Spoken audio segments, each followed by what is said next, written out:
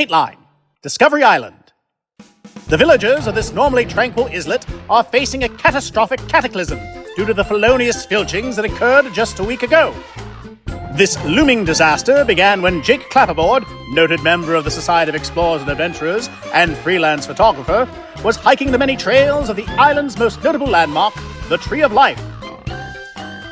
Legend states that this dynamic dendron's roots go back to when Discovery Island was but a barren land where not even a blade of grass would survive. One day, a tiny ant planted a seed at the center of the island, making a wish for a tree to grow upon the spot, one large enough to provide shelter for all animals. Instantly, a sapling sprung forth and reached towards the heavens, and images of all the animals that took shelter beneath its shade appeared upon its trunk, roots, and branches. Soon, a nomadic tribe, fond of all living things, stumbled upon the island. Taken in by the tree's majesty, they settled the land and lived in harmony with their environment, celebrating the beauty of nature through folk art inspired by the animal forms of the tree, which can be found all across the island. As Clapperboard photographed his way through the tree's roots and alcoves, he came upon a curious carving of a toucan, greatly intriguing him.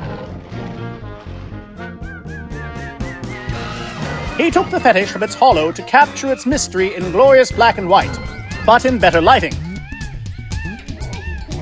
No sooner had Clapperboard lifted the effigy than a terrific transformation began to occur. Unbeknownst to our photographer, a delicate balance exists within the Tree of Life and its animals. If even one carving is removed from its bark, then one by one the animal spirits will come to life and run wild upon the island.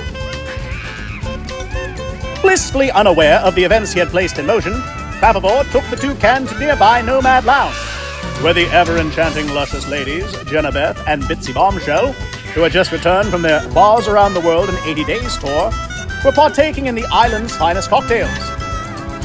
Jake hoped the dramatic lighting of the lounge would accentuate his documentation of the idol.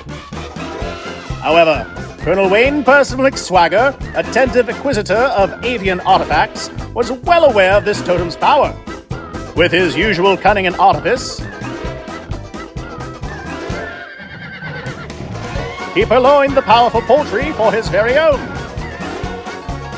As luck would have it, Charles Thatcher and Crash and Burns were in the vicinity and witnessed this foul felony. Hey, stop, Jerry!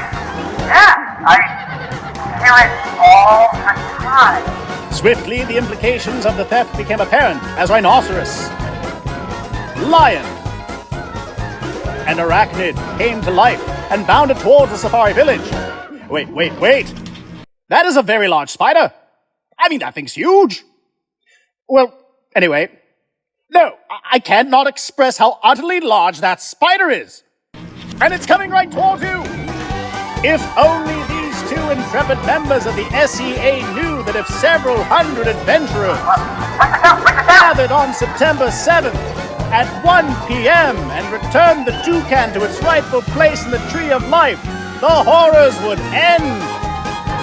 Adventurers, if you're up for the challenge, join us here at Disney's Animal Kingdom on September 7th for Adventureland Day, the Lost Safari Party. Join up with the S.E.A. and save Discovery Island from these hordes of carved sentient animals that threaten to destroy us all.